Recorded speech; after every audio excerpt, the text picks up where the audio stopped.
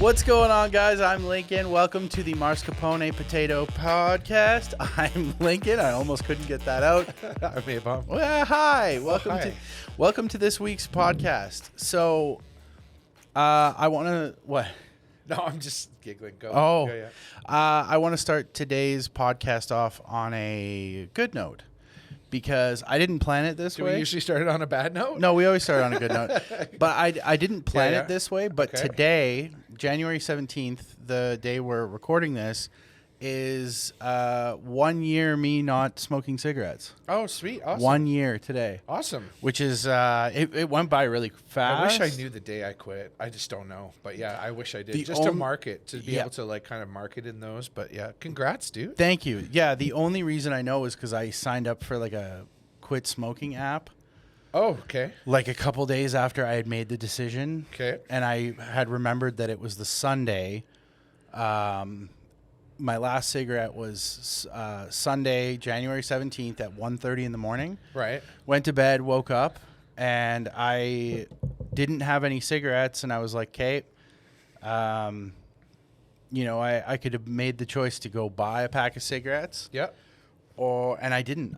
I was like, you know what? I'm done. Good. Like it was in that moment. I was like, I'm done. And Yeah. then the next 3 weeks were hell. Were absolute hell because I was going through the withdrawals of like kicking the nicotine habit and like the actual habit of like, watching like a hockey game and then like in between periods getting up and going for a cigarette. That was the hardest part for me, was breaking those life moments when you would have a cigarette.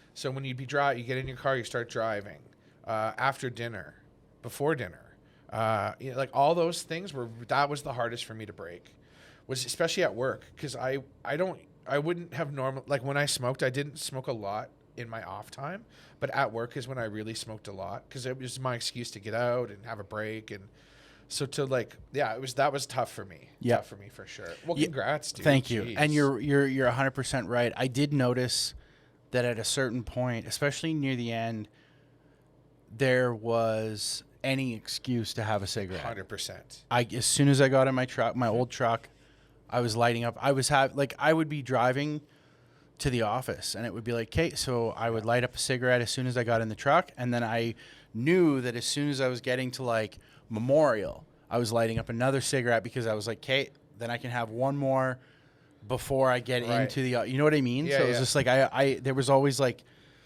it was like very strategic. It was You're always planning them. Yeah. Yeah. 100%. So with quitting, I like, honestly, like this is the, like health wise, like lung wise, this is the healthiest I've felt in like 15, 16 years. Cause I smoked for almost half my life. It was getting to that point where like, because like for at least the last 5 years of me smoking, it was one of those things where it was like, someday I probably won't smoke and like someday I'm going to have to quit this, but I didn't want to. No. I wasn't, I think all smokers kind of talk to themselves like that. Yeah, and I know lots of people that smoke, and I've had people ask me, like, how did you do it? Totally. And it's literally like, I just made the decision that I had to stop. Yeah. And with COVID being like a respiratory thing where it like, people are literally impacts your respiratory system. They're Your lungs. dying in hospitals, Yep. not being able to breathe. Yep. I just looked at it like, you know what? Spending money on cigarettes is not worth it anymore. And it's like, on the off chance I was going to catch COVID and still be smoking, I'm like, I don't want to die in the hospital unable to breathe because I smoked for so long. Yeah. So that kind of impacted my decision as well, where I was like, you know what? Like I would like to live a little longer. Yeah. Plus, it's funny, like after I quit smoking as well, other people who have just gone for a cigarette or whatever and like come back and you can smell it. I'm like, oh my God, is that what I smelled like all the time? Yeah, when your wife was kissing you. Yeah, yeah, awful. It definitely like it was. It does. It resets your idea of it for sure. I feel like I have like better taste buds now. Sure. I feel like my nose isn't stuffed up all the time. Yeah. Like It's been the first, like I say, the first like 3 weeks to a month were really hard, but after that it got easier where it was like, okay. And I even, because my brother quit, my brother's been quit smoking. Like you're what, 4 years, 5 years now that you quit? It was like, it was just after the fires in Fort Mac. Okay, so that was when we that were was home. that, well, that's cool. Like, Because I came home in May. It was when we got Yeah, sent yeah, yeah. home. Yeah. That Right was after we got 2016. home from the smoke in the air, I got really bad. Oh, you got a I got a lung infection, and I was out for 3 weeks. I remember that. Coughing, couldn't breathe, couldn't move. And so that really obviously shut my smoking down. And then I was like, I'm riding this out. Yeah. Because I haven't smoked for 3 weeks. And then I made that decision. I was like, I don't want to do this anymore. Yeah. So Okay, so you're almost at 6 years then. yeah. Good.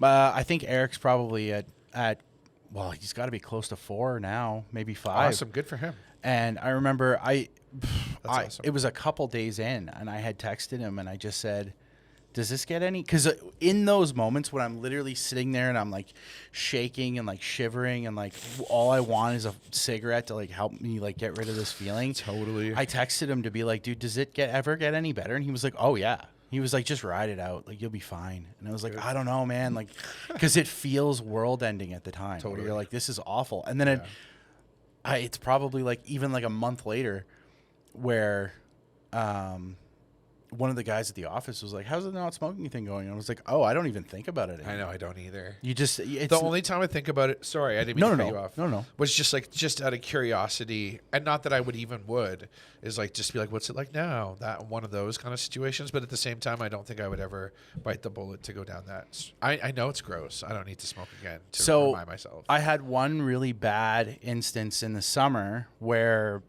so the story is that this baby bunny had fallen into our window well, and we're talking like this. It was like an infant, and so Krista and I are like trying to figure out. And our window wells, those wells are deep. Yeah, our like window 4 wells are feet, deep. 3 feet at Ours least. are like almost 5. 5, yeah, something like that. Crazy. So Krista and I are trying to figure out like how do we rescue this baby bunny and also like, have it where like we didn't know what to do, and we're like, okay.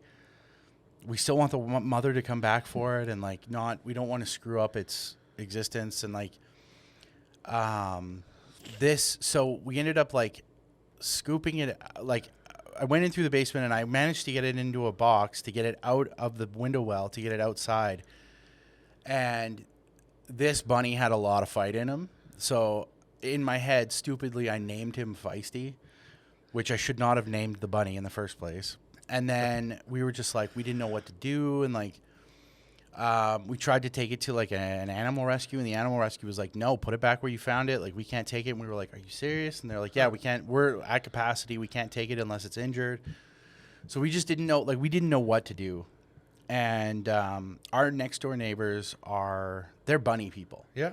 They're from Jamaica, and they used to like raise rabbits. Cool. So at a certain point, my neighbor was like, yeah, I had like 200 rabbits at one point. And I was like, you're the perfect person. Wow. And you live right beside them. Yeah. It was like, what are the chances? So he was like, yeah, we'll try to figure out. Like, he was like, we'll kind of hang on to the bunny so he's not hanging out in the sun all the day, the whole day, because it was hot out that day. Yeah. And then we'll kind of put him outside so that when his mother comes back, she's able to feed him and stuff like that. I was like, okay. The next morning, my neighbor texted me and was like, the little guy like died during the night because they put him outside, and he was just like laying there on the side of the house, toast. And so I was so bummed out because I was just like, oh man, like I was just trying to, and like I get it, rabbits are pretty like abundant in terms of, and like it doesn't matter though where they are, but I don't know. Like I'd grown attached. Yeah, I'd grown attached, and I really wanted this guy to like, you wanted to save make him. it. Yeah. Anyway, so he ended up dying. So, and then there was just like, I think Krista and I had like a stupid fight about something, and like it just wound up being like a really bad day. So I buried the bunny in the backyard, and then later that night I was just like, oh, like I just feel so bad, and I just wanted to feel, and we're talking like this is like 6 months into me not smoking. I broke down. I went and bought a pack of cigarettes, and I had one. And the intention was not to like start smoking again. It was literally just to like, I'm going to have one or two of these and throw the rest away just to like. Just to help you get through just this. to calm the nerves. And I had the one cigarette. And as soon as I was done, I got so violently ill. It's not even funny. And it was like, it was awful. And that was the moment where I knew officially, I was like, I'll never touch another cigarette. That was the moment that like. You're like, for sure. For sure. I was like, if that's what smoking is going to make me feel like now, there's no point to it. Yeah. So I noticed with quitting smoking because I have a lot of anxiety. Yeah. And I don't know if it's like an anxiety disorder or if it's ADHD. Like, we're still working on figuring that out, my doctor and I. But when I quit smoking, it's like the anxiety spiked because I didn't have cigarettes to hide behind. So it was like for however many years, I had spent that many years hiding behind cigarettes and using cigarettes as like a defense mechanism, essentially, to like calm my nerves and quell any anxiety that I was feeling and stuff like that. So not having that defense mechanism, suddenly I'm now thrust into this world where I'm like, oh, I feel anxiety like 100% of the time now, not the 50% where I'm not smoking. Mm-hmm. So it's been an interesting, like it's been a very good year, like not smoking, but it's been a very interesting year in terms of like trying to figure out how to healthy, like deal with things in a healthy way. Right. So, and I'm still not quite there yet, but hey, everything's a work no in one's progress. perfect, man. That's for sure. Well, that's good. Yeah. So I just wanted to point that out because I'm proud of you. You should be proud of yourself, too. I am. And Krista, it's a really hard thing to do. Obviously, they say it's harder than quitting some hard drugs. It's up there with they say quitting. It's like harder than I mean, I don't know, heroin. but sure. I've never done heroin. I could see how the addiction side would be the same, though. Oh yeah, not really the drug side, but the addiction part of your brain would be the same. So 100%, 120%. So what do you got for me? Who am I? What do you got for me? Okay. What do you got? Oh my God. We talked about this a little bit because I had said, oh yeah, like I started watching Euphoria, and you were like, okay. First of all, buddy. Hi. We talk about shows that we watch. I know. And we've never talked about this show privately even. No, I know. A lot of this, not a lot, but some of the stuff we obviously discuss on here is stuff that we talk about behind the scenes. Not all of it, but some of the stuff. And we've never talked about the show. So I have it written in my notes that I was going to ask you anyways. Yep. Just your thoughts on it and how you're enjoying it. Because I told you it's one of my favorite TV shows probably of all time. Mm-hmm. And I've watched it 5 times since it came out 2 years ago. And I don't really do that with TV shows often, is rewatch them multiple times. I might watch a TV show that I liked once, twice, maybe 3 times. But I relate so much to Euphoria in my childhood growing up, so that I really can relate to the show in a lot of ways. So I really enjoyed the Hunter Schafer, the trans actor that plays Jules, amazing, unbelievably amazing. And they cast her off Instagram. Yeah, that's insane. She's amazing in the show. Then you have Zendaya, She's so of course. good. Zendaya. Yeah. Krista will give a shit if we call her Zendaya. Jacob Elordi, who plays who plays Nate. And then everyone else. I don't know their names, but Maddie, the characters. Anyways, the casting in that show is great. McSteamy. What are your thoughts so far, anyways? Tell me, Lincolnize it for me. Have you watched any of season 2? No. Okay. So I'm now. So now I'm rewatching. You. Yeah, you're ahead of me. I'm rewatching 1, and I'm on episode 7. And I haven't watched any of the Christmas ones too. Have you? So they released 2 Christmas episodes. Yeah, I've watched both of those. Yeah, I haven't watched. Okay. Those. Fair enough. Yeah. I'm I'm building myself. So where I had texted you, I was halfway through episode 10, which is the second Christmas episode. Oh yeah, you cruised through. Oh yeah, there was a new episode that came out yesterday. Angus Cloud, who plays Fez. Oh, love him. God, love him. So, have you ever watched? Okay, I'm sure this show gets this a lot, But have you ever watched Skins? No. It's a UK show. Okay. From, I believe that it started in 2007, I want to say. And Nicholas Hoult, if you know. Heard the name, definitely. Yeah, if you know who Nicholas Hoult, he's like one of the leads. Yeah, I'll look him up. You look him up so you know who I'm talking about. But Nick Hoult is one of the leads. It's basically, it's like UK Degrassi. Okay. So like, So way grimier. All their stuff's way more grimy. way grimier, but like in a good Oh way. yeah. I've seen him Right? a million times. Yeah. So that's like one of the first things he ever did was Skins. He was also in in another movie as a kid, a big movie. But He's anyway, got crazy eyes. yeah, he does. His eyes. Like, look at this picture. Oh, I know. Like, I'm getting seduced right now. Like, look at those I know. eyes. That's He's crazy. Just So- his look of his face is so intense. Totally. Sorry. So Skins is a show that when that came out, I loved that show for those reasons. It was grimy. It was about, and especially in 2007, like I was 19. And so like I was still a kid and Totally. I was a kid watching other kids kind of like partying and like living, not quite living like a lifestyle that I wanted to live, but like you know what I mean? Because like Degrassi and Skins, like they found a way to be like really dramatic, right? Like they really ramp up the drama and some of that stuff. Skins is good for probably like definitely the first two. Then after, and the UK is weird with their shows. You know how they're like, we did 6 episodes and like that's it. Yeah. America, they're like, we're gonna do 25 Yeah. every season for 10 seasons. Yeah. Because you know what I mean. It's So crazy, yeah. anyway, so Skins, the first 2 seasons has the same kids, and then season 3, it's like Nick Holt's younger sister and her So friends. her friends, okay. Right? So then it's like a new batch of kids for Yeah. like the next 2 seasons, and then after that it keeps kind of going like that for 2 years, which I understand why they did it, because then they're not aging out of the Totally. role. They're just getting new kids. Yeah. However, you kind of get to like season 4 and you're like, oh, this isn't as fun, because I would have rather have seen where the kids from season 1 and 2 are Now. at this yeah, point. Yeah. Got you. So, of course, I know that Euphoria is getting the Skins comparison, because Skins is an iconic show. Okay.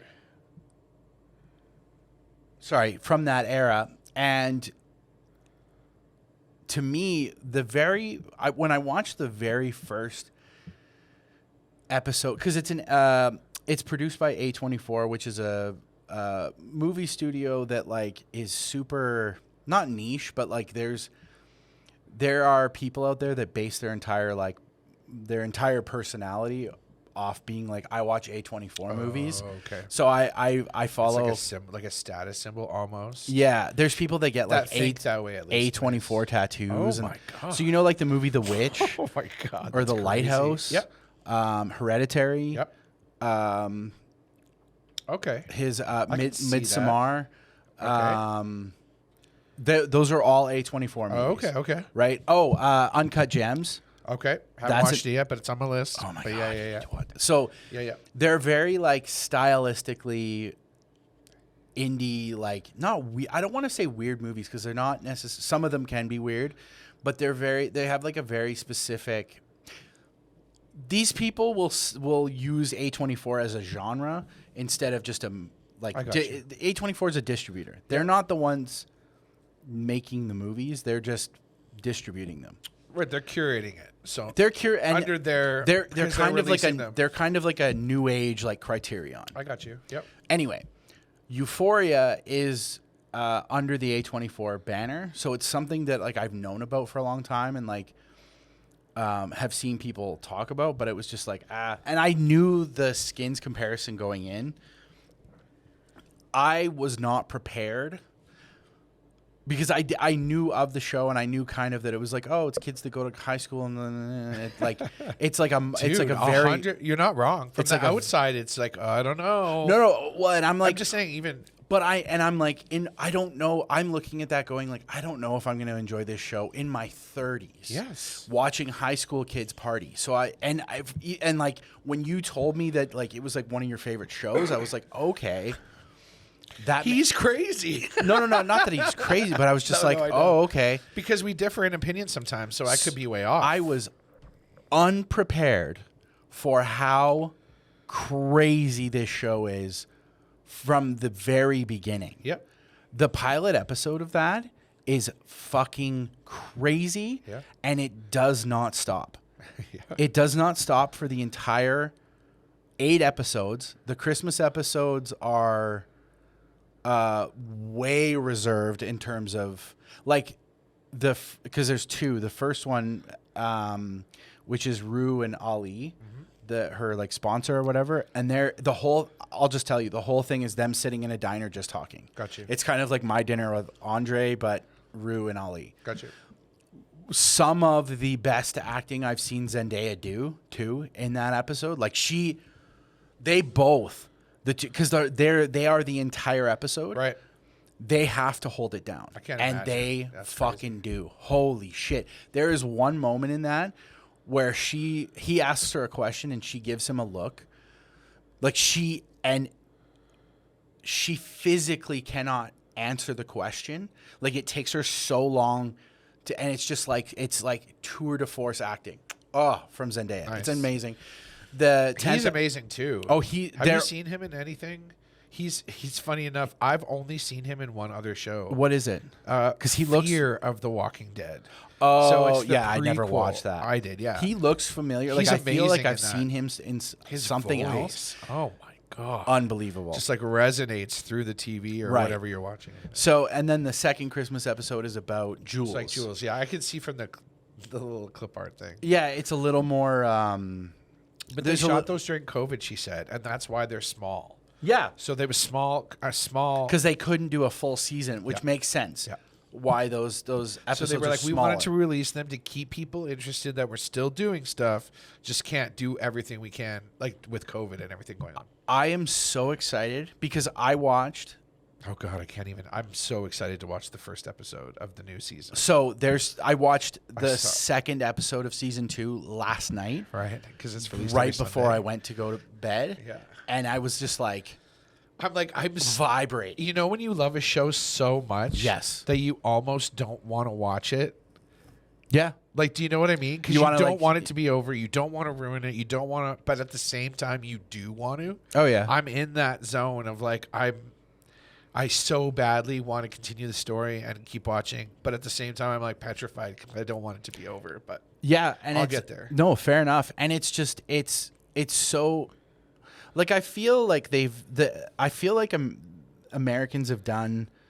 They've obviously done high school drama before. Sure. Like there's like Degrassi was a very iconic high school show that dealt with very real issues. Skins was and that's Canadian.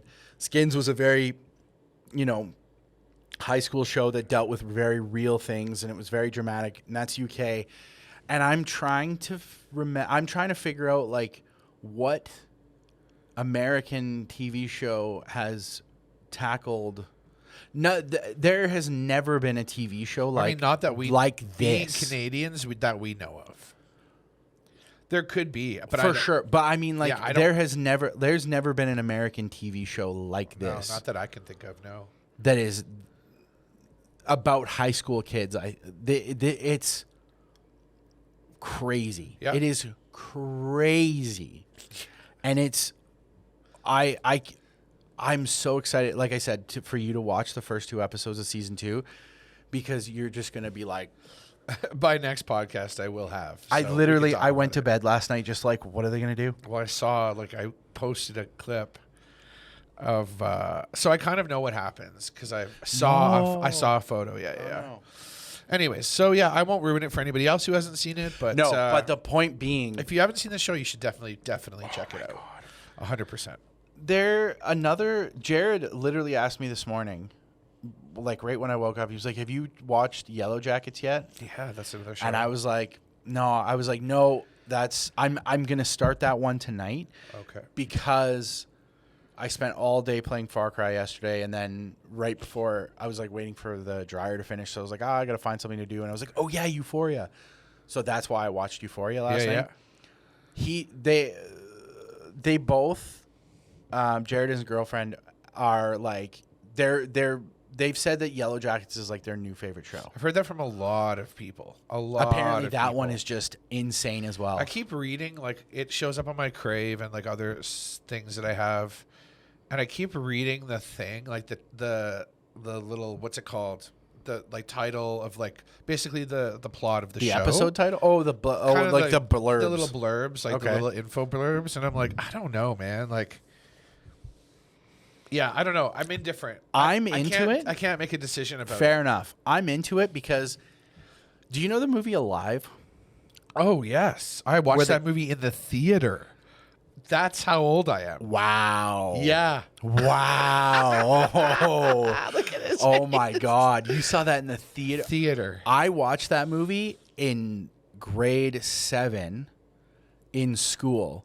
And because it was our like Lord of the Flies. It was kind of thing. our outdoor ed class. Wow. Yeah. My mom took me to that movie thinking it was like had no idea that it took the curveball that it did. What's his name? Robin from Batman and Robin is in that movie. Oh, like Chris O'Connell. Chris O'Connell? Chris O'Donnell. Chris O'Donnell. Yeah. Something like that. Chris O'Donnell. Because he has the same last name as Rosie O'Donnell. Oh, is it the same? I think okay. it's... Maybe anyway, they're related. I don't think they are. But he's in that movie. Yeah. Anyway, I'll never forget watching that movie in school being like, this is insanity. You're like, I'm hungry. Why are we watching this movie? First of all, why are we watching this movie in school? And second of all, we're like 12, 13-year-olds. 12 or 13. Why are we watching this movie in grade 7? And we're supposed to be learning how to camp. And he's just like, yeah, let's watch a movie about a plane crashing and like cannibalism. Amazing. Anyway, I love that movie. You're like, I'm hungry. Yeah. I know that that's part of the premise of this show. Yeah. Because it's like a soccer team that crashes and then the cannibalism. It's all chickies, though. It's all ladies. Yeah, and one of the things I read was like cannibalism is heavily implied in the first episode, and I'm like, heavily implied. So anyway, I'm excited to watch because it's set in 2 different time periods. Yeah, because the crash happens 25 years before like the show is actually set in. So I guess they keep flashing back. Yeah. I don't know, and it's like heavily impacted their entire lives or something, which traumatically. If I was in a plane crash, there's no way that wouldn't impact me for the rest of my life. You would never fly again. No. You would never fly again. No. There is nothing could get you back on a plane. I've been on rough turbulence flights that have already impacted my ability to fly. Yep. So, yeah, Yellowjackets I'm excited for. Yeah. I mean, interested to see your thoughts on it for sure. It's definitely a show I would check out. 1,000%. Oh, another thing, I was going to say this at the very beginning of the episode, but because I wanted to get it in like within the first 5 minutes. Okay. That's not happening because now we're at 30 minutes. We put out a new video today. We had Tony Baloney back to shoot a video with us. He was in from Vancouver. Adam picked a bunch of like awful sodas for us to try. Like ranch dressing and don't give them away. Butter. I'm not giving all of them Don't give them away. But you should go check out that video. Yes. Go watch the whole video. Please share the video as well because I want lots of people to see it because it's show your friends. It was definitely one of the I don't know like I've had to. I know that there's like a whole bunch more like gross stuff that I'm gonna have to eat here at work, but that one was pretty bad. Like some of those were really bad. Yes. I'm glad that happened. What that it worked. Oh yeah, because some of them you're like, this one's good. Tone didn't flinch at all. Like there was a couple where he was like, gross, but like he didn't flinch at all. Reaction. Almost. There was one. There was one. As soon as it hit my tongue, it like blasted me back to trying the dirty bandage. Oh God, jelly bean. In the jelly bean video, when you say that word, dirty bandage, I physically taste Band-Aid in my mouth. So gross. Physically. That is the grossest thing I've ever put in my mouth. I almost threw up. Sorry. No. when you saved that one when we were doing the bean challenge, because you looked at it. That was one of the ones that you saw by accident, and you were like, "Oh my god!" And then for some reason, we saved it till the end, and we got it, and I literally almost threw up. I think we both got that one in that. I don't know. I'd have to rewatch that video, but I think we both got it at the same time. What's up? I want to bring this up before I forget, because my buddy Nice Guy, he loves the podcast, and so he reached out to me about last week's podcast, and he had a couple things that he wanted to say, and I wanted to get your thoughts. Okay. So he said, "You guys are hilarious. Couple things. Law and Order did a Menendez miniseries a couple years back. So remember we were talking about trials or like other episodes. Law and Order did. Law and Order did. I guess a Menendez probably like a week long. So probably like 4 or 5 episodes of just Law and Order, the Menendez trial. So that would be that would be good though. I'm sure they would do a good job of it. Not great, but Eddie Falco. Oh, Eddie Falco was in it. That's kind of crazy because we were talking about her too, right? Last week she played Hillary. Right, so she's in the Menendez miniseries from Law and Order. That's crazy.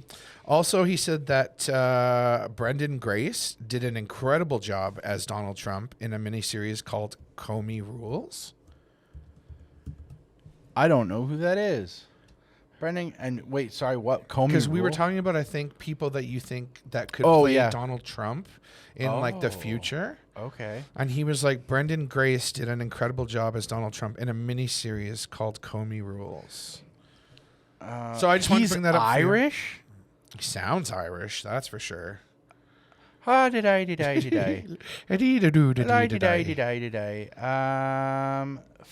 a decent. No, Brendan. Sorry, what did you say? You said Brendan Grace. It's Brendan Gleeson. Hold on. Brendan Gleeson. I closed my phone already. All good. Brendan Gleeson. I'm familiar. Maybe that was like a misspell on his. No, that's fair. I'm familiar with Brendan Gleeson. Brendan Gleeson is an amazing actor. Right. And just from like. Oh, he said, sorry. Look, he corrected himself. Brendan Gleeson. It is. That was my bad reading it out. You screwed up. Yeah. Brendan Gleeson is what he said. Look at the photo of him as Trump. Oh, my God. Dude, Brendan Gleeson, he's an amazing... You should show it on the podcast so people can see. I will. Yeah, a little picture. Holy crap. He has that face, you know how he has that scowl on his face? Like that resting scowl face? Yeah. He has that. Alec Baldwin won an Emmy for his portrayal of Trump. That. Yeah. I need to watch Comey Rule. Comey Rule is it's actually a show I wanted to watch anyway. Oh, okay. And I just forgot about it. So that I thank you so much for reminding me. My buddy Nice Guy and you guys could have your own podcast. I'm so happy he reminded me about this show because it's got Jeff Daniels. I think is amazing. I believe he's playing James Comey. Sorry, I messed he's the guy. That's okay. He's the guy that. Comey's the guy that wrote the book, isn't he? Like the insider book about Trump's presidency. Yes, where it was like all this, like because he was in all those first 2 or 3 years. He was in the 2 years, I think. He was in like all the meetings for him, like taking over all the behind the scenes stuff. And then he got fired because Trump they didn't see eye to eye on shit. So then his expose came out. So that would be good. I'd like to watch that too, actually. Like that is insane. He looks insane. That is insane. Yeah. How much he looks like. See, now I'm remembering them. I remember them advertising this. What is it on? I need to put it in my list, and I'm going to leave that up because I got to remember to I forget things all the time. Oh, dude. But I got to remember to watch that because I write lists. I might not be starting Yellowjackets tonight. I might be what? Because again, I know it's like you're like, I don't like American political stuff.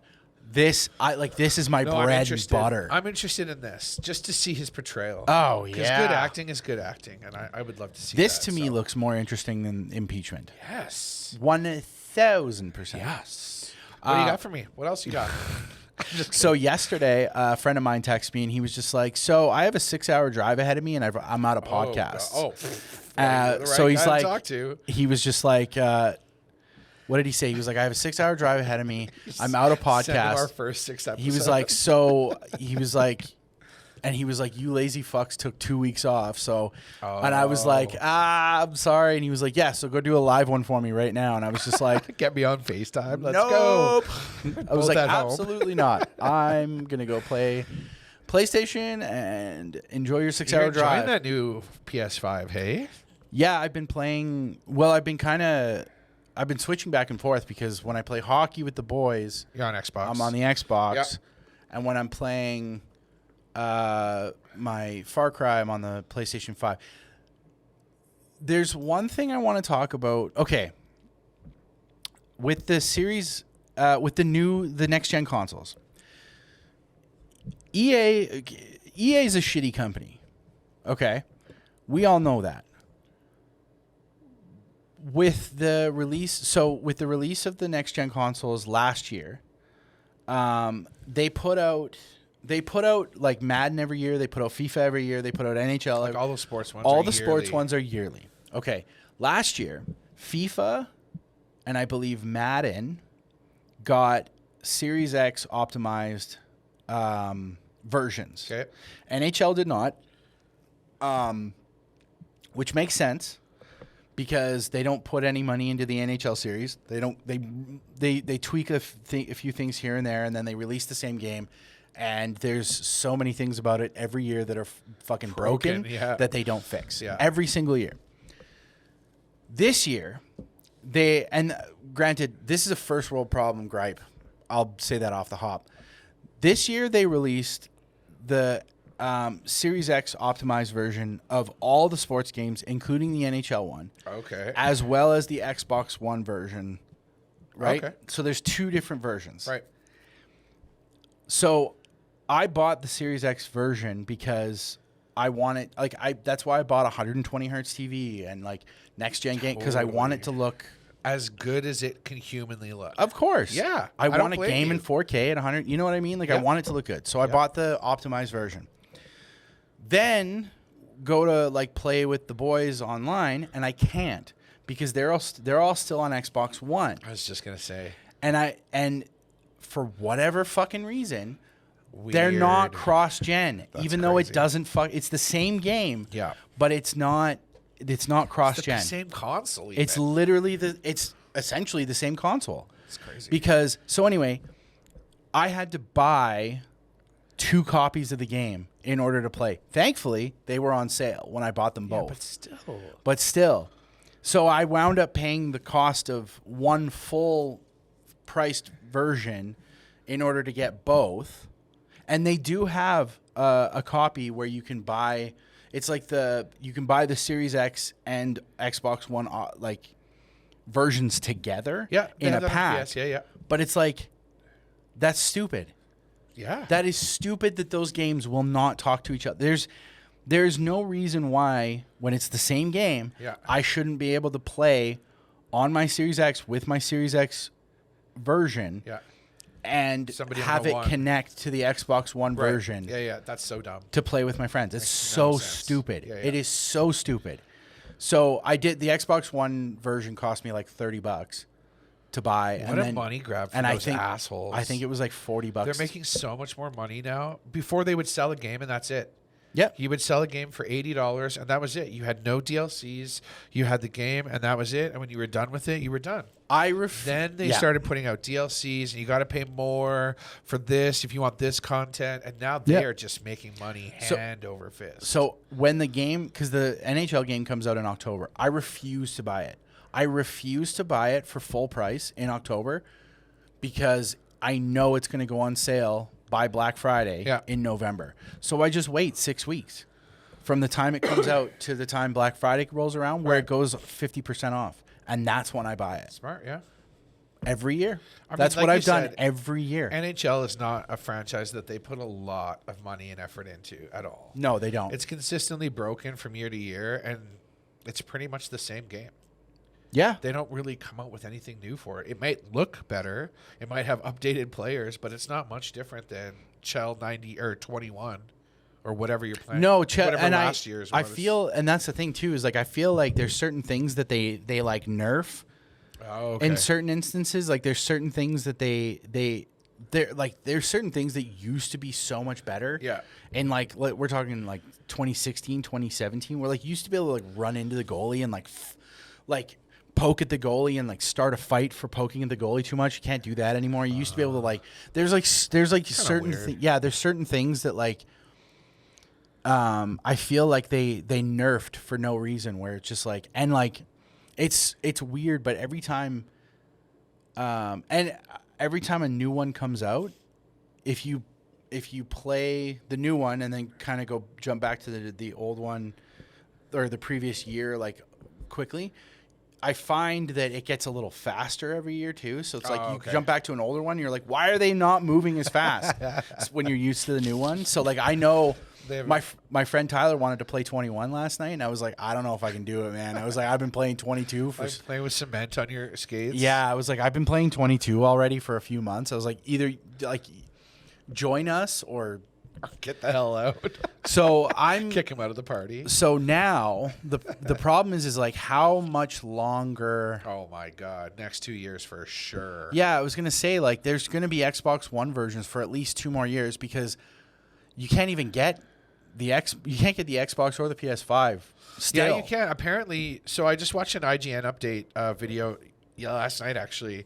And so this is what IGN said, and I don't know if it's true, that you can go on Amazon. Anybody right now can go on Amazon and order an Xbox Series X right now. I'm going to do it. The other thing, that's what they said, and I don't know if it's in .com or .ca.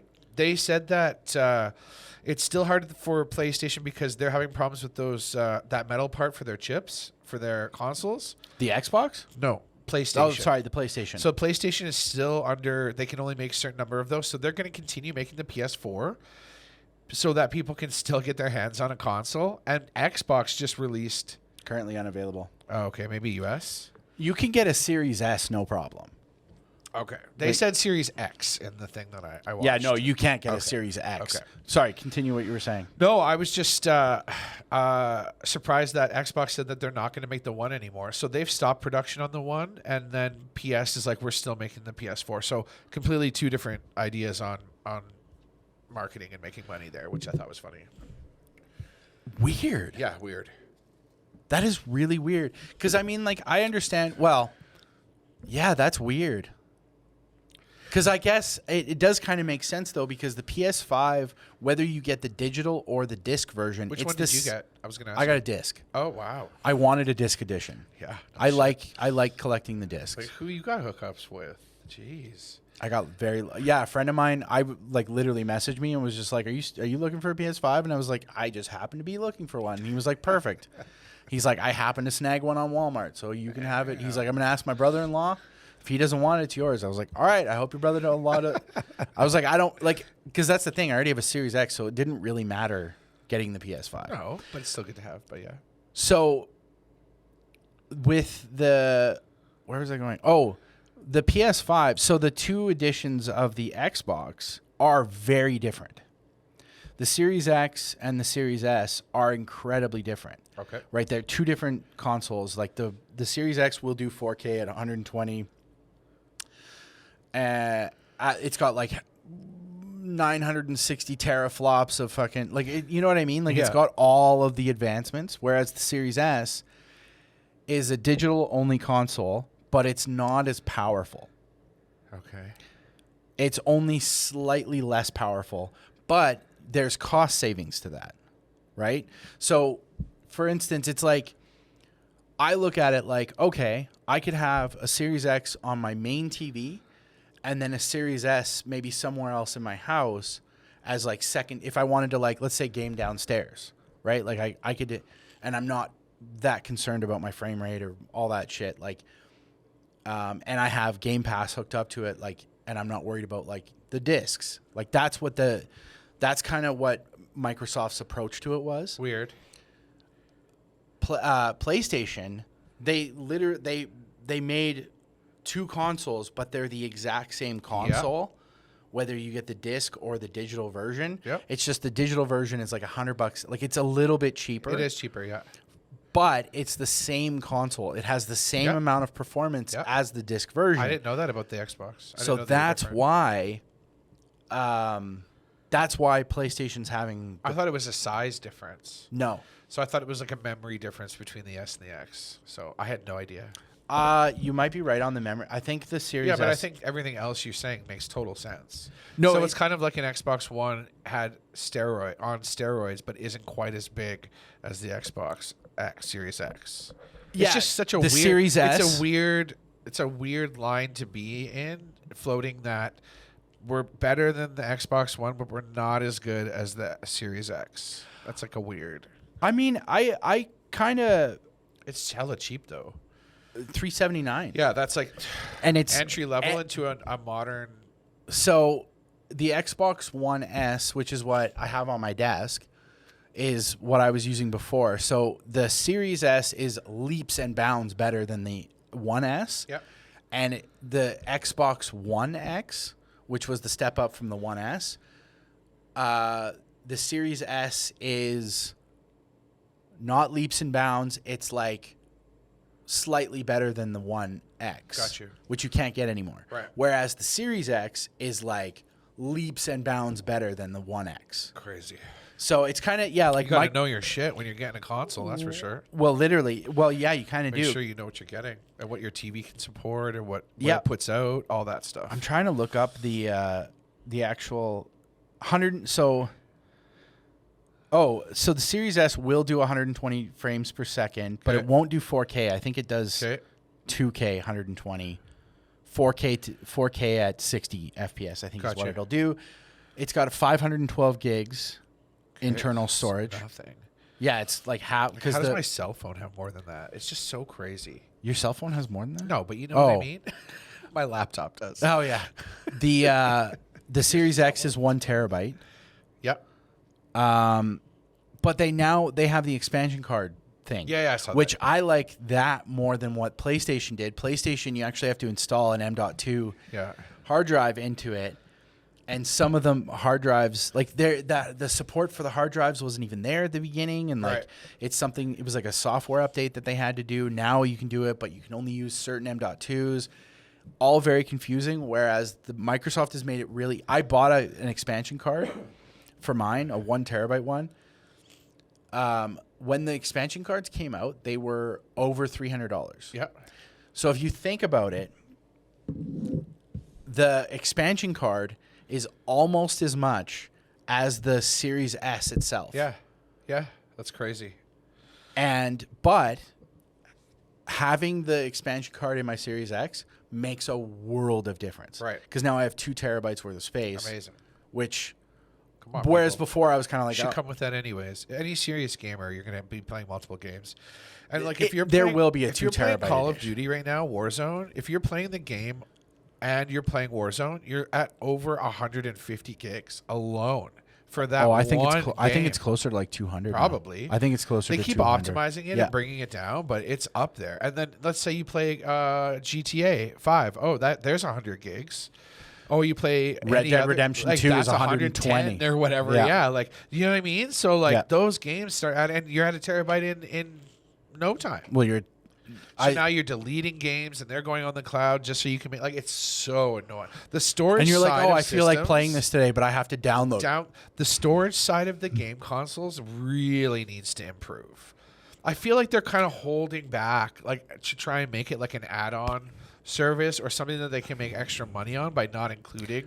Well, that's exactly what Microsoft did. Yeah, yeah, yeah. Doing because the way they looked at it with the expansion cards, they're kind of looking at it as like memory cards. Yeah, much they the used to do same that. way. Remember in the PS2?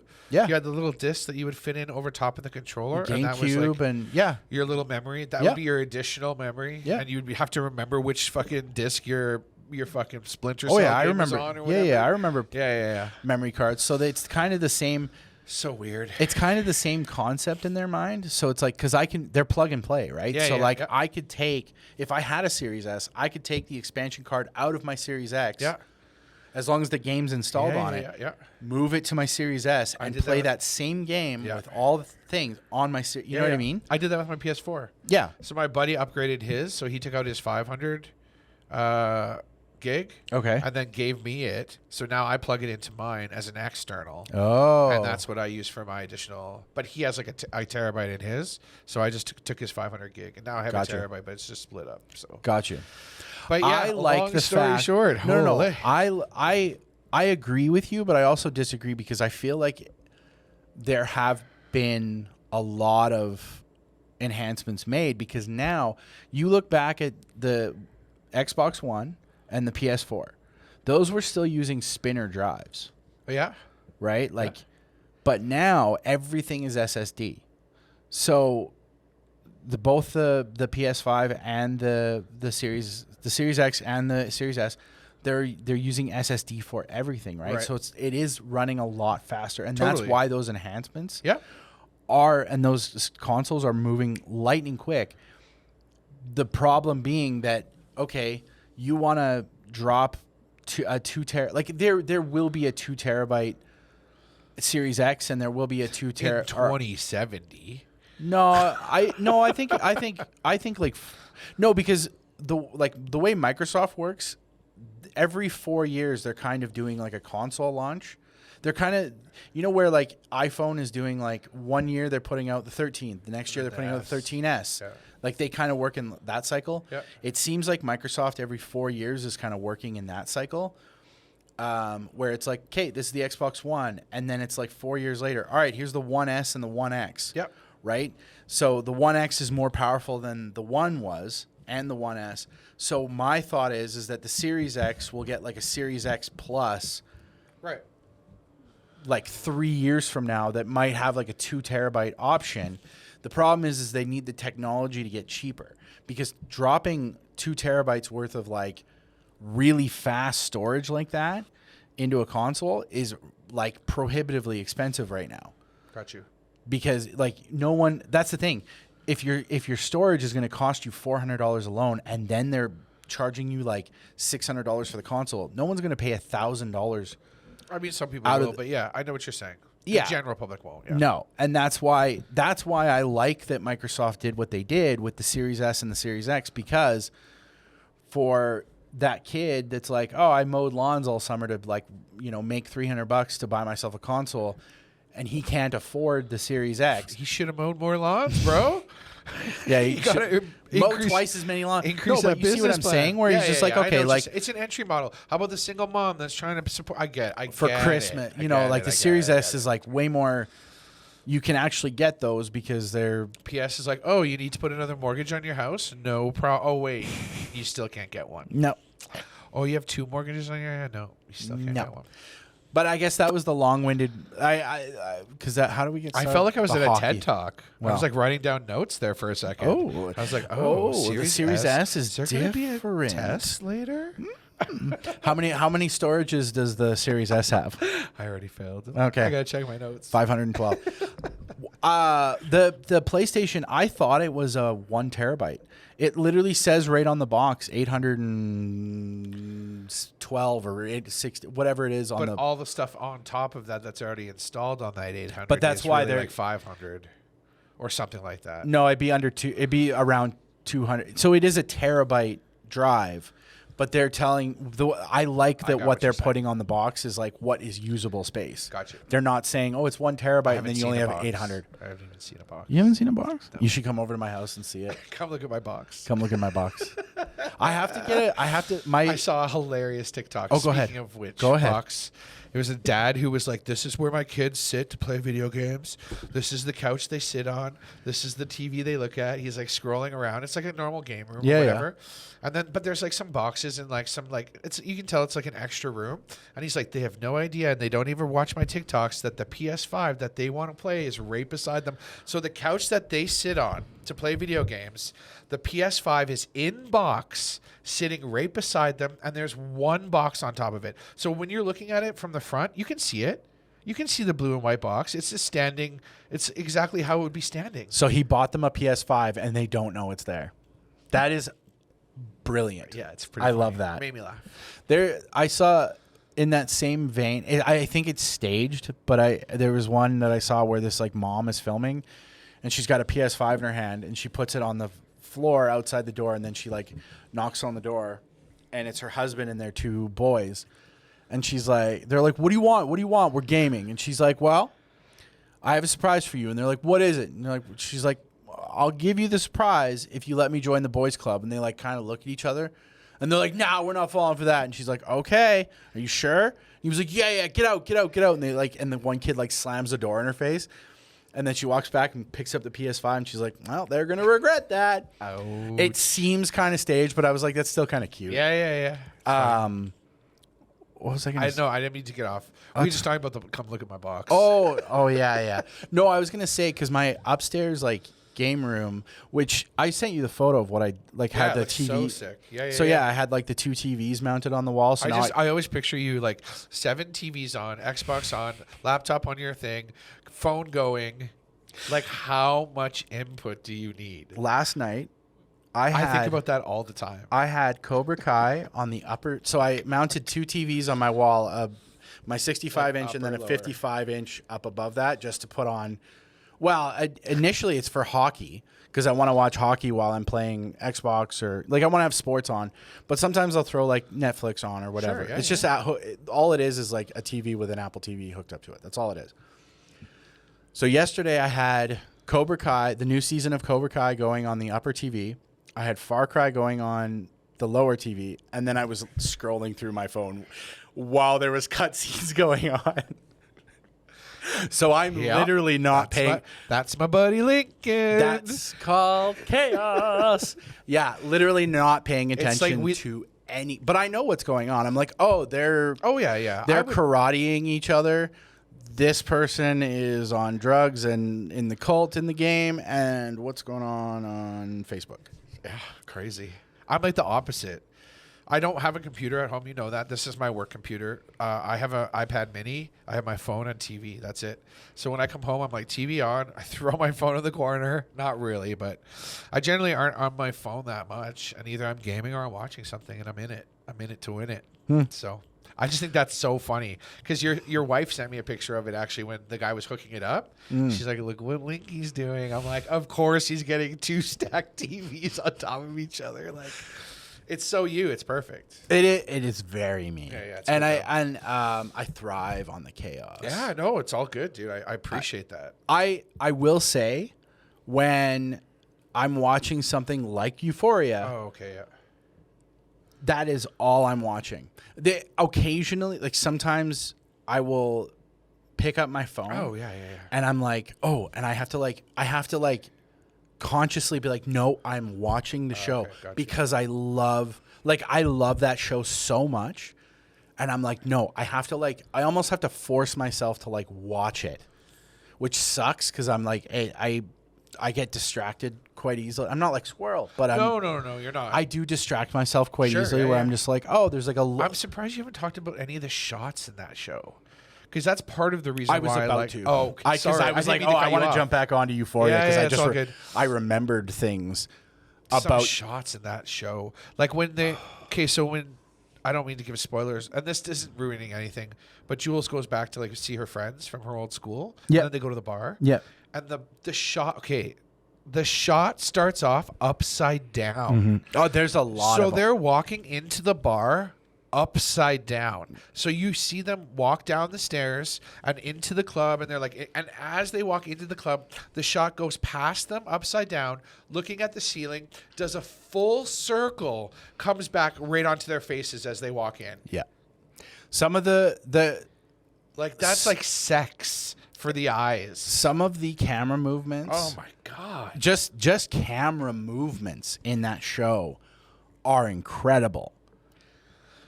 I don't even get it. There's I believe the first season was shot from what I could tell was shot digitally and partially digitally and partially on film. Okay. So there's distinct moments in season 1, and this is what I just remembered that I want to talk about. There's distinct moments in season 1 that were specifically shot on film, and you can tell.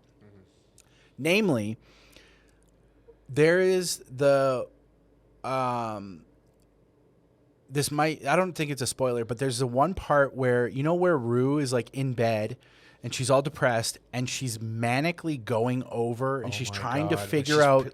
Dude, that's the episode I watched last night when she's pacing it together. She's sitting in bed, she's piecing it, manic. and then she has the gun holster on, smoking. So when So she's in good. bed, Yeah. and when it's normal, it's shot, I believe, digitally. But when she's like pacing the bathroom and she's like smoking, and it's her and Lexi, I believe. Yeah. She's smoking, and Lexi's like, "Can you like not blow the smoke in my face," or whatever she says. That like where she's pretending to be the cop and like doing the board and like figuring everything. That's all shot on film, so it looks beautiful. As far from what I've seen, I saw somebody tweet or post or something about season 2. I believe the entire season was shot on film, and Kodak brought back a film stock that was like out of stock. Like Oh my God. they brought that's back a insane. specific Crazy. like film stock for this show because That's they wanted crazy. like this very iconic look. So the first 2 episodes of season 2 that I've watched, the whole time I'm like, oh my, like I can tell. I'm like, this was shot on film for sure, and it looks beautiful. Season 2 looks like season 1 is beautiful. The lighting too, in so many of the scenes or the vignettes that you get in the show, where they're like specifically lighting Rue, and then they're specifically but writing the background's also lit, but your focus isn't being taken away, or like it just. There's a really good So one much. at a party. I don't know if it's episode 1 or episode 2 where Rue sees Jules across the party and everything else is dark except for Rue, and everything's dark except for Jules, and then the lights slowly come up, but it's so subtle that it just kind of like, It's how it would really be, almost from your perspective, sort of. yeah, It's like it's taking that how you would look at somebody, because everything else would fade and you're so focused, but not really. But I'm looking at that going, it is more difficult to light for film than it is for digital, because film needs a shit ton of light in order to like work really well. Like you need to light scenes like, well, especially when you're shooting film stock, you have to light it properly because you only like you're it's a film stock. Yeah. You can't go back and just like erase a clip and then reshoot it. Like that's what I'm looking at when I'm watching this show going, oh my, and especially with some of these like these lighting tricks where they're like, okay, now all the light, like the planning that goes into some of these shots is insane. Yeah. It's absolutely insanity. I also want to say the makeup department, Yes. insanity. Yeah, I agree. And oh my God, can you watch them tonight? Yeah, I'm gonna. I'll watch it. Yeah. Oh my God. We'll jump off Euphoria again because There are like 2 movie things that I did want to talk about quickly with you. Okay. Fresh Prince of Bel-Air reboot. Have you seen? I saw the trailer. It looks like a Bad Boys 2 like remake. It's so more street, and like from what I watched is like the kind of trailer for it is like, it seems not like your typical, not like the old one anyways. Oh no, starring it's Jabari Banks. Jabari Banks. I've never heard of him before. what is it called? Bel-Air? It's just, I don't even know what it's called. It's called Bel-Air. I put Fresh Prince reboot. Yeah, it's called Bel-Air. So It looks so weird. it I is don't a even know. dramatic retelling of the story of the Fresh Prince of Bel-Air. Oh, that's what it is. Okay. It is, yeah. So it's a dramatic retelling. It seems dramatic. I think the question on everybody's mind when it comes to that is, was this necessary? Was it? I agree. I don't think so. I don't know. Yeah. I don't know. I don't know if it'll be any good. I mean, Who knows? I very much want it to be good for their sake because Oh, sure. they put a lot of work into it. I don't think it looks great. I think it looks I feel like everybody's first impression of it with that trailer is that it's very off-putting because we're used to a very specific Fresh Prince and have like Fresh Prince of Bel-Air, and that we're used to a very specific version of that story, which is the sitcom and Will Smith, and you know what I mean. So I think the dramatic part of that and like turning it into kind of like a Riverdale thing, or like, you know what I mean. Like I feel like it's very Totally, you off-putting. nailed it. I think it's very off-putting Kinda at first. Similar. So, I don't think I'm not going to judge it based on the trailer because that's not fair. No. It's just the only thing I've seen of it. That's all. I was also don't surprised. really know. I was like, they're doing this? That's Yeah, crazy. I also don't really know if it's something that because it's like, okay, what's another, like, I'm trying to think, like, what's another TV show from that era that it, like that, you know, like, I'm just trying to think. But like, that has been no, that, like, well, they brought if they tried Saved by the Bells back. Like, they have other shows like but that. are they doing, It's not like a dramatic remake. It's like they all work at the same high school. It's like when they brought Degrassi back, and then all the original members from Degrassi were teachers at Degrassi now, and it's like, come on, like, yeah. and it's like Timmy still loves Becky, and it's like, you're 48, like, get over it. Oh yeah, they're like still doing. They're still They're like I just got divorced. I got divorced too. Oh my god! Remember when we dated? God. Yeah, that's fair. What I will say is the guy who's playing Uncle Phil, his name's Adrian Holmes, and what I will say about Adrian Holmes is I am so stoked for him that he's like, because this is like a huge role for him. Yep. This is like a massive Is he fat? No. He's Uncle like Phil was fat. Yeah. No, he's like svelte and good, very Svelte. handsome. He's a very handsome man. But he was on one of my favorite Canadian shows of all time called 19-2. Oh, I thought you were gonna say Corner Gas. No. Oh, I love Corner Gas. Oh shit! I do love Corner Gas. There's a lot of What about Canadian. Corner Gas cartoon? Love the animated series. It was actually really awesome. We can talk about that later. No, I don't want to. Adrian Holmes. So 19. Have you ever seen 19-2? Do you know what it is? No. So it's a cop drama set in Montreal. The original series was in French, and then it was adapted for English audiences. Okay. Some of the cast stayed the same, but not like the two main leads changed. Okay. So Adrian Holm is one half of the leads, and the other lead in the show was Jared Kiso, who, if you don't know who Jared Kiso is, he is the guy who created Letterkenny and is sick. like the Yeah. dude on Leonard. Yeah. He's the dude on Letterkenny. So he plays this character called Ben Chartier on 19-2, and the Jared Kiso does. And Adrian Holmes, I can't remember what his character is. What is it? Oh God, this is embarrassing. Nick Barron. They, in those dramatic roles, it's so weird. Like seeing Jared Kiso in a dramatic role after seeing him in like comedic roles. Yep. Is like refreshing because you're like, oh shit, this dude has range. Yeah. Jared Kiso genuinely has range. And it's just nice to see Adrian Holm getting like a break like this where it's like, because that's a big role. That's like a Hollywood massive show. It's a Hollywood role. Yes, and he's done a lot of movies, but he's always just been kind of like a couple years, like during 2020 he was doing like a made for TV like Christmas movie, and it was just like, man, like I feel like you're a better actor than this. Like I feel like you deserve. I love you.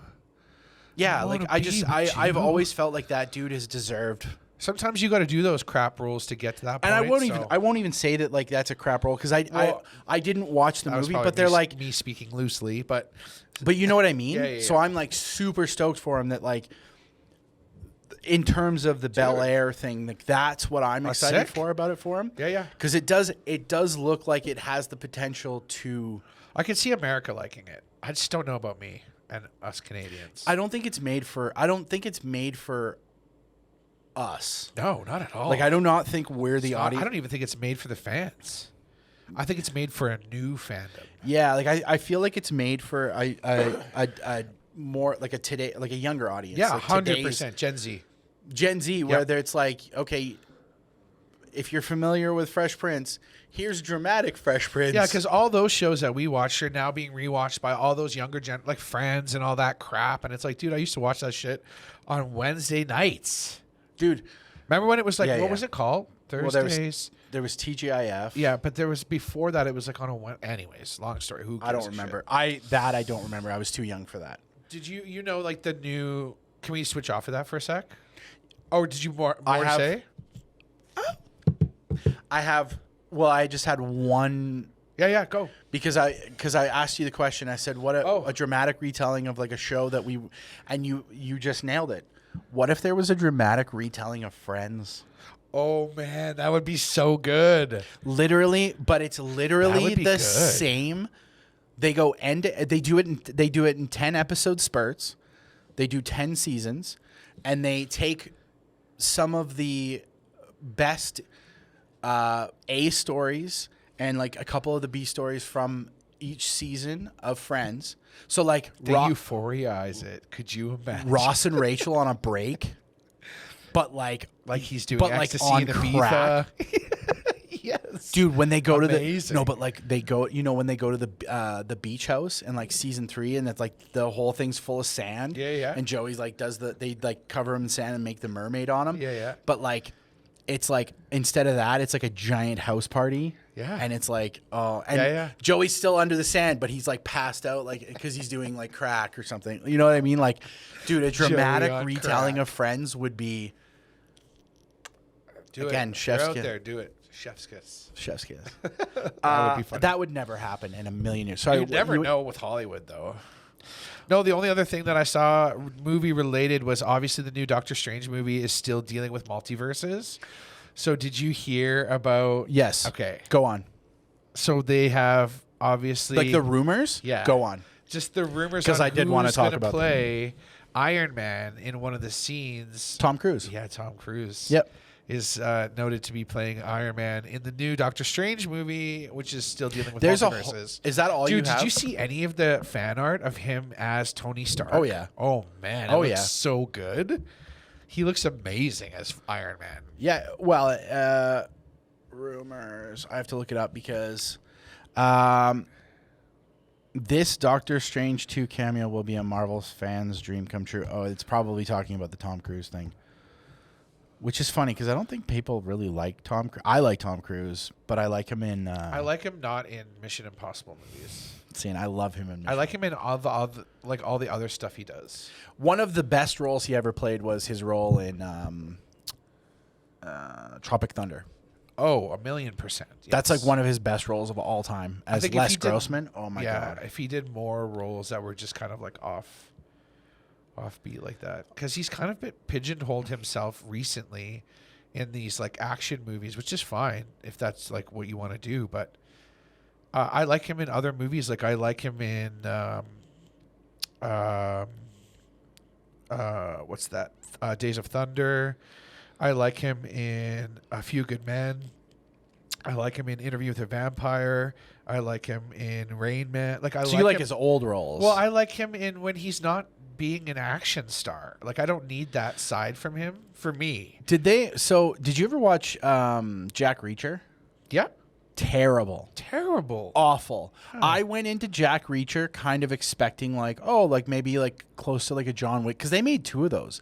I think they made 2 Jack Reacher movies. Yeah, I think there's 2. And I'm if I remember correctly, at the I barely even remember it. When he's sitting at the diner and they all come in to get him and he like yeah. Oh yeah, it just that movie was like weirdly like overly comedic.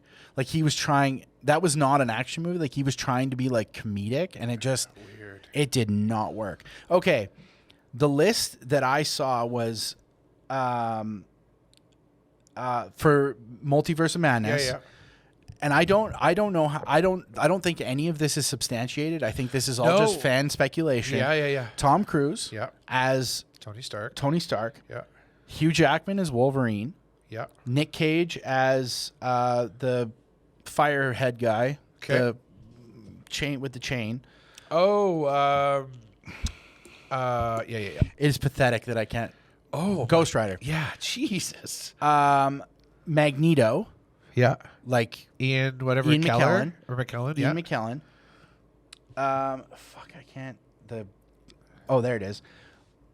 The dude who played Mr. Fantastic in the one with Jessica Alba.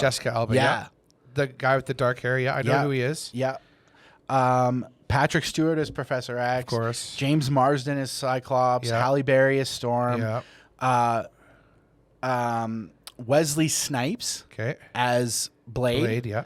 Tobey Maguire. Yeah. And I mean, it doesn't take much to write a list like that. You just Thomas Jane yeah. as the Punisher, and Edward Norton as Bruce Banner. Like that's every rumored character. But that is almost every other character in all the other multiverse movies, like the universe movies out there. It wouldn't take a genius to write that. Is all I'm saying. No, it wouldn't. Like no. you and I could but the come up point, with that I think the list. point being that like, okay, we got. So, well, I guess I can talk about it. Yeah. Because like it's been. If you haven't watched Spider-Man, don't watch this part. With Toby and Andrew. Okay, I said many podcasts ago. Do you remember that? Where I was like, if Tony, Toby. You asked me, you're like, do you think that it's going to involve them? I was like, if I don't Toby think so. Maguire and Andrew Garfield weren't in that Yeah, you movie, said that. I said people were going to riot. Yeah. And that is a prime example of, and I feel it's a prime example of them giving the fans what they want. And I feel like that was also setting the audience up for like what's to come in Multiverse of Madness, because I feel like if you're making a movie called Multiverse of Madness, it better be a shit show. Yeah, it better be madness. It better be. I want madness, baby. It better, even if we don't, like, even if for whatever reason it was like we got Robert Downey Jr. as Tony Stark, but from a different universe where he didn't die. Still works. Okay. Yeah. I'm happy to see. Like, hi. I want to know if there's any Doctor Stranges from different multiverses. Well, there is in the trailer. There is. So I'm interested who's going to play him. You didn't see that in the trailer? There's like the evil Doctor Strange. Oh yeah, but it's exactly the same as him. Looks exactly. Oh, it's the same. Yeah, it's Benedict Cumberbatch, but it's like an evil Benedict. So because she says that in the first one, she's like, a lot of other. I don't know if they're not magicians or like. What's his anyways when he's with what's her nards that's teaching him, the bald chick, Tilda Swinton. Yeah, Tilda Swinton. She's like, I don't know she her was name pulling her powers from the darkness to stay alive for as long as she was, even though she was teaching them not to. And that was like part of the thing. So maybe this is like him if he went into the darkness. That would be kind of cool. So that is very, very Tilda Swinton's rad. She was cool in that movie too. Yep. Yeah, she was good at I like her a lot. She's I almost liked her stuff with like Bruce Banner in that was great. In she totally. I almost liked that more than her in that's fair. The first she throws down in the first one though. Dude, the first Doctor Strange movie is so greasy. Oh yeah. What a great movie. That was a great movie. That was another thing in the Spider-Man movie when they were doing the like when he's like putting the trains and like doing all that shit like to try and stop Peter or whatever when he was like running away with the cube. I sat not in the front row, but I sat in like the second row, so I was like sitting like this watching the movie. I also hadn't eaten a lot that day, and so like all of the greasy like swirly stuff is happening, and I was like, I had to close my eyes. I was like, I'm gonna throw up because I feel like this is. I was like, whoa, this is bad. So I do not want to see Multiverse of Madness in like that the front row. I want to go much further back. Like I said, and I'll go on record saying there has to be on the record, people.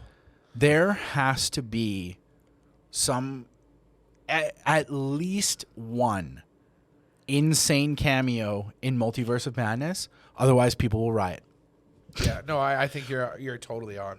Honestly, I feel like there will be more. I feel like it's going to be. Like, I feel like it's going to be a shit show of a movie because it's going to be, as far as I know, it's Scarlet Witch and Doctor Strange. Like, not battle. Are they battling? No, or he needs her help. Yeah, something like that. She in the universe is probably she's an Omega 5. Oh, and like mutant. She's one of the strongest mutants ever to be in existence. And then another friend of mine was like, "Oh, there's also like he was telling me he was like, oh, there's like a Vision."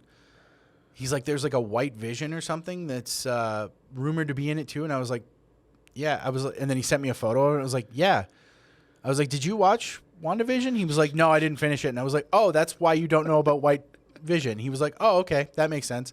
And I was like, yeah, that's actually a thing. I was like, that was funny. That was He like probably one of the. saw that. Did you watch WandaVision? I couldn't. Yeah, I know. told you. That's what he said. He was like, I couldn't watch it because. But you can't blame us because I hate that fucking world she built. The sitcom, I can't deal. And I know at the end it gets better and the Vision's fighting. It's oh not my even. God, No, it ends kind so of crazy. The but ending's kind of I lame. cannot get into it. It's fair. And you loved it. I loved loved it it. to a certain point. When there was so much mystery and intrigue to it, it was like, oh my God, what is this? Like, this is incredible. And then it kind of falls flat at the very end a little pull bit. me in. But where they were recreating the classic sitcoms and stuff like that, brilliantly done. Brilliant. Couldn't do it. Speaking of that, Yep. jumping off Yeah, Marvel do shit, I know it's another movie, and I know this whole podcast has been just movies and TV, but I mean, we haven't talked about a lot of movies and TV stuff in a while. Sure.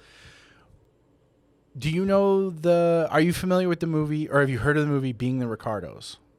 No. Oh, yeah. With Yes. Nicole Yeah, Kidman yeah. and She Javier plays Lucille Bardem. Ball, yeah. Yes. It's free on Prime. I haven't watched it yet.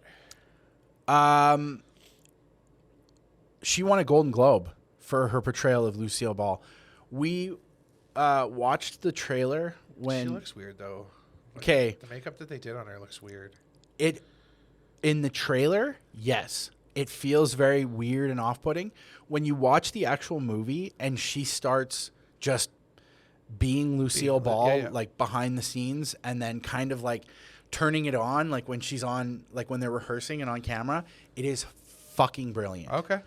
And I say that as somebody like I love Lucy. Like I used to watch that show. Oh yeah, me too. A lot. Yeah, yeah. And her portrayal of Lucille Ball is fucking incredible. Okay, sweet. Everybody's portrayal of everyone on that show is incredible. That movie actually is way better than I thought it was going to be. Pardon me, based on the trailer. I actually thought it was going to be not dog shit, but I was just definitely didn't sell me. That's No, for sure. no. Definitely didn't sell me. no, and it I was like, here we go again. It's over 2 hours long. Okay. But it did not feel like Krista and I, we got to the end of that movie and I was like, that was over 2 hours. She was like, I could have watched more. I was like, same. Oh, wow. And even she was like, I don't like the makeup they did on Nicole. Like, go from the trailer, she was like, I don't like the way she looks. I think it looks horrible. Then you get into the movie and you're like, oh, okay, it works. Like, you get over it really quickly because you're like, oh, it works. Okay. Because what movie did we watch that was like, oh, fuck, House of Gucci. Like, what? That movie felt so long. I remember you saying that. Whereas, so that's what we kind of equated it to because they were both essentially like, they're not quite biopics, but they were kind of biopics, like in a sense where it was like, for sure. they were like a period of time about real people. Yeah. So House of Gucci felt very long and was not as enjoyable. Being the Ricardos was great. Okay. So I Good to know. do highly suggest that. I could see the concept of playing Lucille Ball as an actress to be like quite overwhelming. That's so intimidating. I can't imagine trying to mimic somebody like that of that level of comedy. And then not only that, she has so many nuances to her character and how she was on screen. It would take a real genius to be able to capture that. So, I mean, obviously Nicole Kidman is an actress of great she's done insane projects. I mean, really, she's like a Meryl Streep in that they hold them kind of in the same category of like actresses, I think, of just being able to really crush anything. So, speaking of Meryl Streep, did you watch Don't Look Up? no.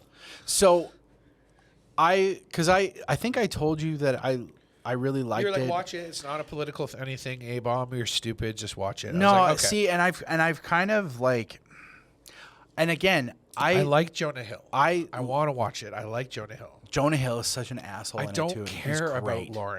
Jennifer Lawrence. I don't care about her. I love Jennifer Lawrence. I don't know why people don't like her. I comes love across- Leonardo DiCaprio. Yeah, Leonardo DiCaprio. Apparently, Leonardo.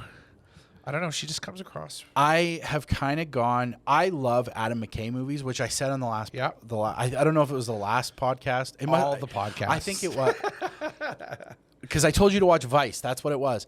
I stand by that. Vice is a fucking good movie. The Big Short is a really good movie. Like The Big Adam Short. McKay has made some really, because I think he did Anchorman movies as well. Okay, I've only seen the first one. I won't watch the second one. It's not worth watching. I know. I know you don't. But, and I stand by that Adam McKay will make a really good Trump movie. I stand by that. I don't know. Like, I've kind of gone back and I've like rethought. Like, I don't know if Don't Look Up is a good movie. I liked it in the moment, like watching it. And I had, you know, I don't know. Like, I might have to rewatch it to kind of like. Totally. I'm going to watch it regardless. I think I'm going to, I might just leave it alone too. Just be like, you know what? You enjoyed it the first time you watched it. Don't leave it alone. Yeah. I might not have to break that one down. Because I listened to something else where the guy, like I was listening to a podcast that I listened to where they were talking about it, and they had and I don't know if it's like them influencing my opinion or if it's like they had kind of pointed out some stuff that I was like, oh yeah, I guess I didn't really like that or what, because they fucking hated the movie. They were like, that was terrible. It was like one of the worst movies of the year. Just Movies podcast. Did you watch that? No, I have no. They don't like it either. Yeah, fair enough. So it's kind of like. But I mean, we don't. I'm not trying to let them influence my decision, but I was kind of like. But it can bring up things that you maybe didn't think about when you were watching it. Yeah. Where it was kind of like, I just wanted to. So, one of the things that they pointed out was that I didn't mind Meryl Streep's performance, and there was another thing that I saw where there was like one scene in the Oval Office because she's playing the president, where she has to take this phone call. And Adam McKay is doing the interview, and he's like, we did 25 plus takes of that scene. And he said that she improv'd every phone call she took. And he said she did a different phone call every single time. She did not, he was like, she didn't repeat the same thing twice. For 25 different takes. And he was like, it was insane. Cool. So I kind of watched that and I was like, okay, yeah, I see where her performance was coming from. And I do absolutely see a lot of merits to like certain points of the movie. But now looking back, I'm kind of like, yeah, there was definitely certain things about that movie where I was like, that was not my favorite thing he's ever done. Yeah, fair enough. But yeah. I think maybe when it scares me when that many actors get together to make a movie. It really scares me because it's like it's either going to be really great, but the chances of it being really good are not usually there because they're battling kind of like with each other, being these like huge actors. I don't know. It seems overwhelming to watch almost, seeing like Leo and like isn't Don Cheadle in it too? I don't even know. Tyler Perry's in it. I don't know. I don't even remember if Don Cheadle's in it. I don't know. Just anyways, big time actors. So. Tyler Perry, Kate Blanchett, Meryl Streep, Jennifer Lawrence, Leonardo DiCaprio. Why? Just so it seems too much. Well, and I've seen people equate it to. It's like our generation's Doctor Strangelove. Okay. Have you ever seen that? No. So Doctor Strangelove is. Do you know what it's about? So it's set during the Cold War. Okay. It's a Stanley Kubrick movie. Oh, okay. And it's Peter Sellers. Peter Sellers, if you're familiar, is like Pink Panther. And so he plays like a couple different characters in Doctor Strangelove, and it's very much a comedy, but it's set during the Cold War, and it's like almost kind of so in Don't Look Up, it's about an asteroid coming to Earth or that's going to hit the Earth and destroy the Earth, and they just can't this Elon Musk, Mark Zuckerberg, billionaire type is like he wants to monetize or like find a way to like make money off the comet or the asteroid or whatever, right? So then it's like they're trying, you know what I mean? So there's just like all these like little things. It's just stupidity. Like you've seen Idiocracy. Yeah. So there's a lot. It just goes to show like a lot of it's just true though. It's not stupidity and how divided people are. Where yeah. they're like, you know, and like the morning show hosts where they're like they're like, okay, so like an asteroid's going to hit the Earth in 6 or 7 months or whatever, and like, you know, like we need to tell the public, and then the morning show hosts are like, like, you know, we're keeping it light, and like, so like, what did you name the comment, or you know what I mean? And they're like, what, didn't you not just hear what I told you? Like, we're all gonna fucking die.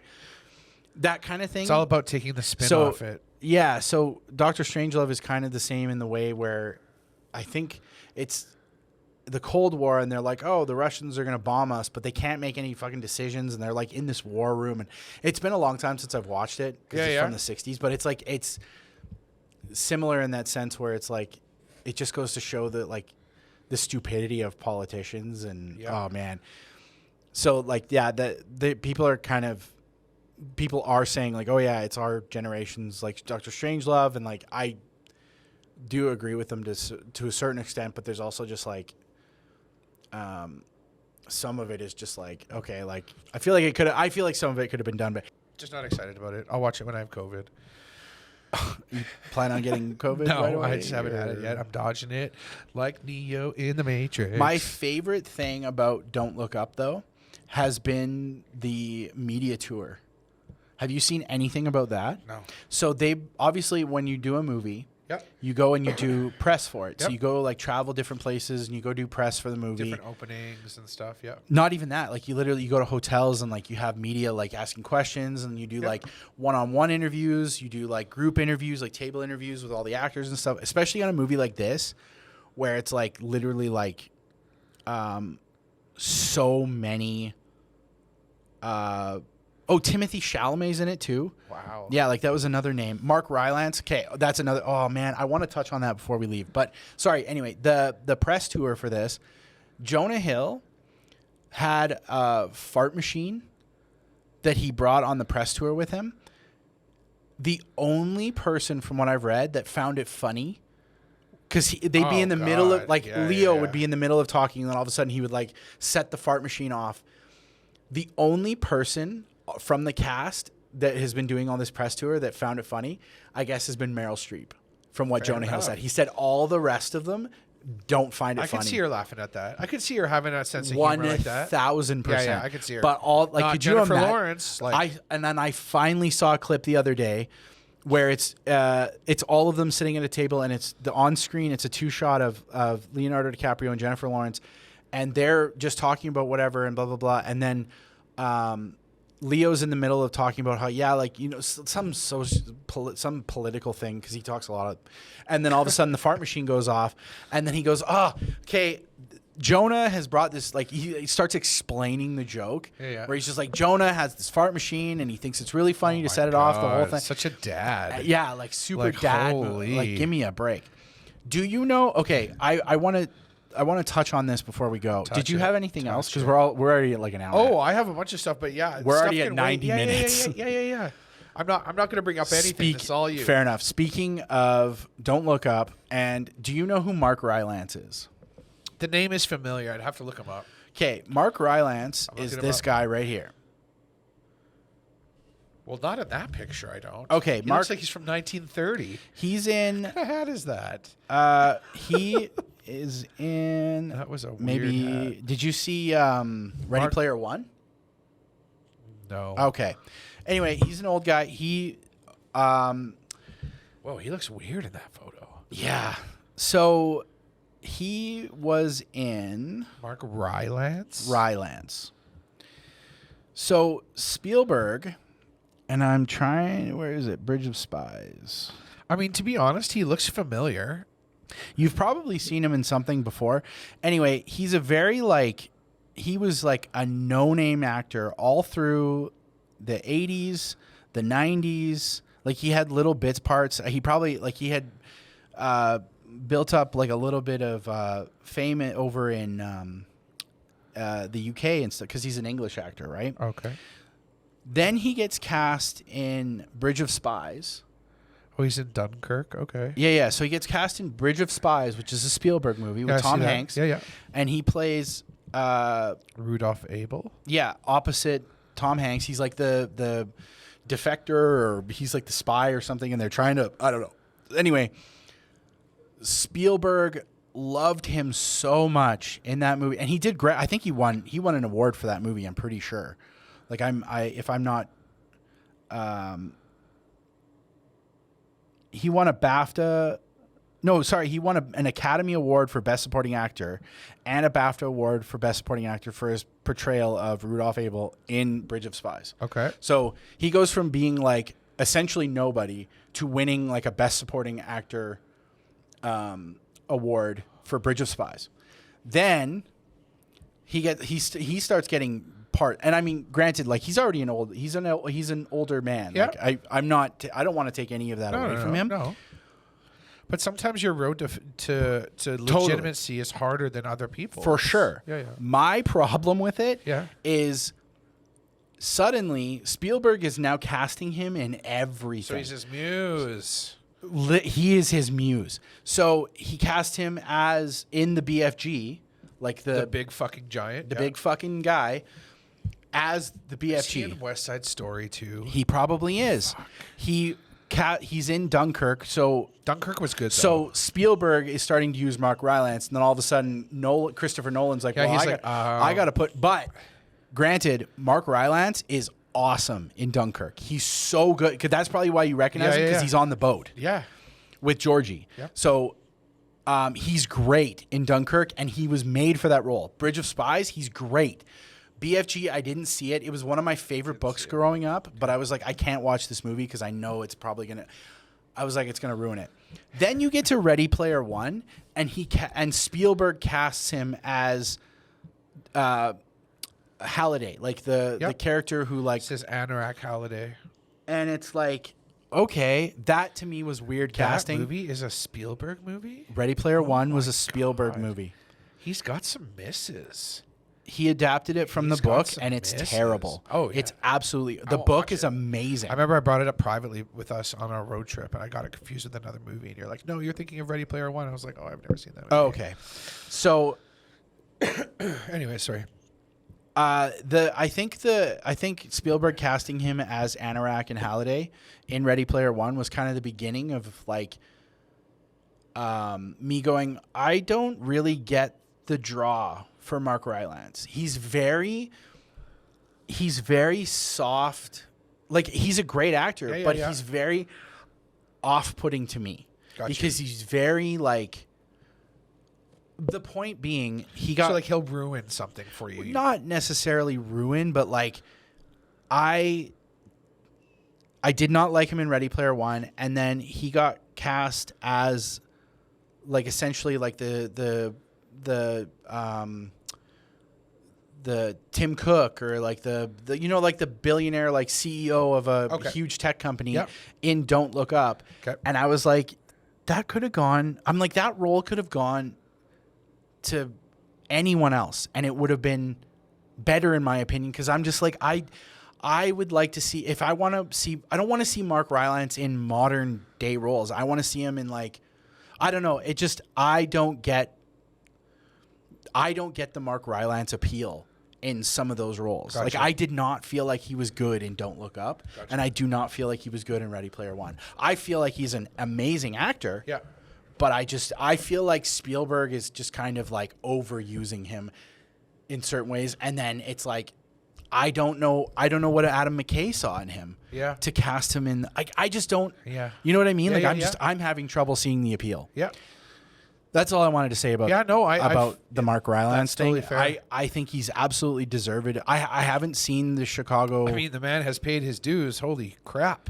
Well, he has now. Yeah, like I'm you know, like I'm super stoked for him that he's like getting all these roles, and like, I mean, I'm not gonna knock it, but also it's just kind of like, okay, like, I think it would have made more sense to, if you're gonna make like a tech billionaire, like, asshole character that, like, in Don't Look Up, you like cast somebody younger, that, like, that's not as soft spoken, like, cast somebody that's like an asshole, that, like, Ashton Kutcher.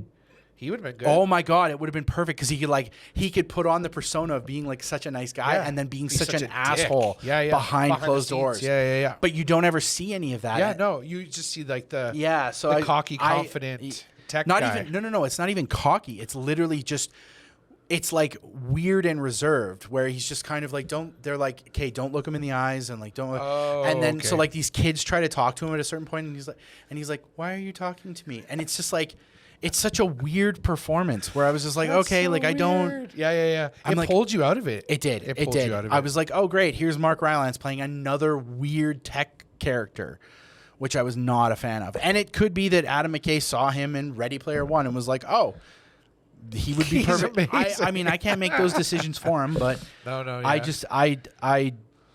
don't get it. I don't get it. He doesn't get it. I think that's the lesson of today is I don't understand some of the roles Mark Rylance is getting, and I feel like he would be better utilized in. So Spielberg, if you're listening,